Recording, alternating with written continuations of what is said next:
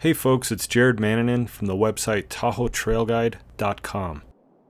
Today I'm going to take you on a short cross-country ski tour through the forest and meadow near my home in South Lake Tahoe. While we go on this short little adventure, I'm going to read to you an essay I wrote that was published in Cross Country Skier magazine, Fall 2018, issue 38.1. But before I get into reading the actual essay, I just wanted to point out that I was using for the first time a GoPro camera during this very short cross-country ski tour. And that camera was strapped to my forehead for most of the time. So my hope is that the experience I've created is less like a vomit-inducing roller coaster ride and something more akin to a virtual tour. Perhaps, though, this will all just feel like a first-person shooter game to you, minus the combat environment, of course. Either way, I hope you find my willingness to experiment with storytelling and the nature of my essay, which happens to be about learning something new, to be at least a little inspiring. Without further ado, I present to you my reader essay titled Beginner's Mind, Becoming a Student of Sport. Beginner's mind is a phrase that was used often during my dozen years of active training in the Japanese martial art of Aikido. The phrase originated with Zen Buddhism and denotes an approach to learning or, in a broad sense, experiencing life with an open mind and a willingness to embrace the new, unknown, and unfamiliar. As refreshing and hopeful as it can be to start over or begin anew, for most of us, particularly those who've established ourselves as experts, or at least veterans of our respective professions, this is no small task. It's the act of being vulnerable. You are admitting, I do not know. But here's the thing. If there is ever a single key that opens the door to a life of happiness and fulfillment, this is it. By embracing an attitude of curiosity and wonder, you become the explorer you once were as a child. You see life with fresh eyes and seek to discover the answers to life's mysteries, both great and small.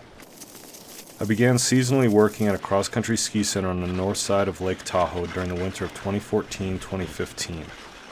A friend who I knew through Aikido managed the ski center and had asked if I'd be interested in making some extra money during the winter. I was born in the Upper Peninsula of Michigan, grew up in Minnesota, and have Finnish blood running through my veins. In spite of these genetic and geographic credentials, however, my winter sport while growing up was wrestling. I can only recall one time on cross-country skis as a kid. Blasphemous, I know, but it's the truth. My entry into the world of cross-country skiing began at the tail end of multiple years of drought.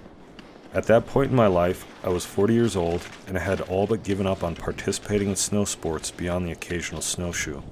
I consider myself a quick study, but regardless of life experience, there's no getting around the awkward and potentially embarrassing phase of learning new body movement, as well as the challenges behind learning, assimilating, and then effectively transmitting new information.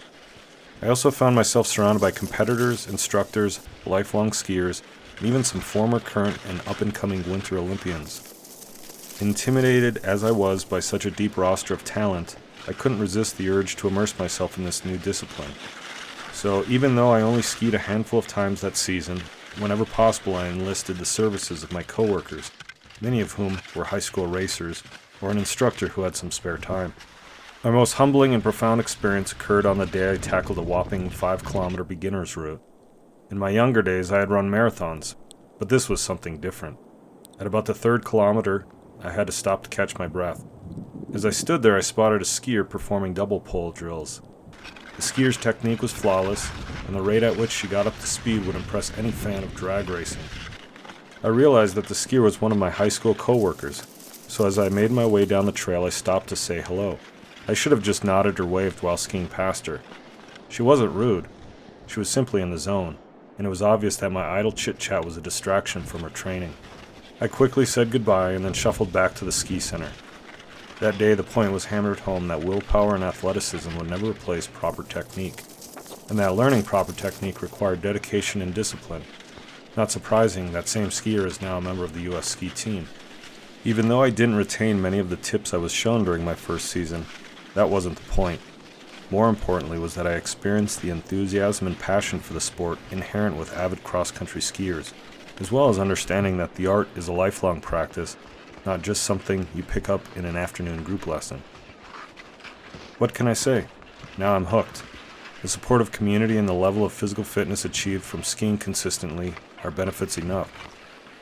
However, I most appreciate the freedom and independence our sport affords me, especially during a season in which many people suffer from feelings of isolation. So winter has become my favorite time of the year, and with each subsequent ski season I gain more confidence and proficiency. But I'm always open to feedback regarding my technique. And at heart, I'll always be a beginner.